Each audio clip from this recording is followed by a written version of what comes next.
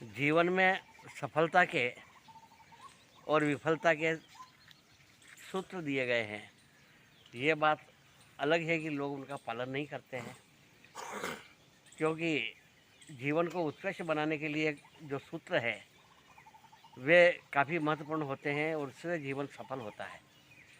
एक किसान बहुत संपन्न था और संपन्न होने के नाते उसके घर में कोई कमी नहीं थी, परंतु संपत्ति और धन अधिक होने से वह आलसी हो गया और परिश्रम करना उसने बंद कर दिया।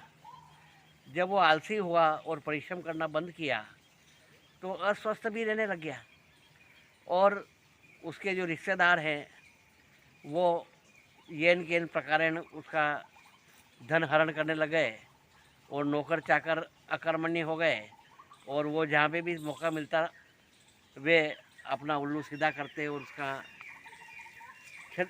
धन माल की क्षति पहुँचाते रहते हैं, क्योंकि वो आलसी था और अपने काम धंधे पे ध्यान नहीं देता था। एक बार उसका पुराना मित्र उससे मिलने उसके घर आया। जब उसने उसकी ये स्थिति देखी कि ये बराबर पर्याप्त देख रेख नहीं करने के कारण इसकी संपत्ति और इसका स्वास्थ्य ये दोनों क्षरण होता जा रहा है, तब उसने कहा कि मैं तुम्हें एक महात्मा के पास में ले चलता हूँ, वो इसका उपाय आपको बताएंगे ताकि आपकी संपत्ति का रक्षण भी हो, आपके स्वास्थ्य का रक्षण भी हो। तब वो उसकी बात मान करके वो संत के पास में गए। तो संत ने उन्हें जो सूत्र दिया वो ये था कि रोज़ ब्रह्म मुहूर्त में एक हंस निकलता है और जो उस हंस का दर्शन कर लेता है वो स्वस्थ हो जाता है और संपत्ति वाला हो जाता है और सुखी हो जाता है। इसलिए तुम रोज़ ब्रह्म मुहूर्त में उठो और बाहर निकल जाओ और उस हंस की तलाश करो। वो आपको जिस दिन दिख जाएगा उस दिन आप सुखी हो जाओगे, स्वस्थ हो जाओगे और संपन्न हो जाओगे और तुम्हारी जो ये इस प्रकार से जो संपत्ति और स्वास्थ्य का क्षरण हो रहा है ये बंद हो जाएगा। तो अगले दिन ही उसने उस संत के कहने से ब्रह्म मुहूर्त में उठा और अपने खेतों की ओर चला गया। वो हंस की तलाश कर रहा, तब उसने हंस तो नहीं दिखाई दिया पर उसका एक रिश्तेदार उठा दिखाई दिया जो उसके खलिहान से एक अनाज बोरा भर के चुरा के ले जा रहा था। तो उसने उसको पकड़ लिया। उसने कहा भैया ये कहा, तो उस रिश्तेदार को ये कल्पना नहीं थी कि ये इतना जल्दी उठ करके नहीं आ जाएगा। तो वो रंगे हाथों पकड़ लिया गया।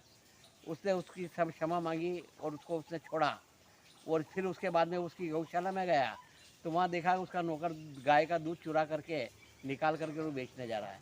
तो उसने उसको पकड़ा। उसके बाद में उसने देखा कि वहाँ सारी गंदगी और इस प्रकार का व्यवस्था फैल रही है और नौकर लोग सो रहे हैं, तो उनने उनको उठाया और काम धंधे पे लगाया। इस प्रकार से वो रोज़ सुबह ब्रह्म मुहूर्त में उठ करके जाने लग गया, तो चोरियाँ होनी बंद हो गई। दूध जो चोर के ले जाते थे वो बंद हो गया। नौकर लोग सब टाइम पे उठने लग गए, साफ सफाई होने लग गई। इस तरह से उसका जब काम व्यवस्थित हुआ तो उसकी जो वापस संपत्ति वो बढ़ने लग गई और रोज़ सुबह में उठ करके जाने से उसका स्वास्थ्य में सुधार होने लग गया। तो वह संपत्ति से क्षरण उसका बंद हुआ और स्वास्थ्य का रक्षण हुआ। जब दोनों ये हुआ तो उसका जीवन सुखी होने लग गया। तो मुझे बहुत बहुत दिन तक इस प्रकार से चलता रहा। तो एक दिन वो उन संत के पास में गया और उनसे कहा कि मैं रोज़ ब्रह्म मुहूर्त में उठ के जाता हूँ और मैं वो हंस को ढूंढता हूँ पर वो हंस तो मुझे मिला ही नहीं। तो उन्होंने कहा वो हंस आपको मिल चुका है।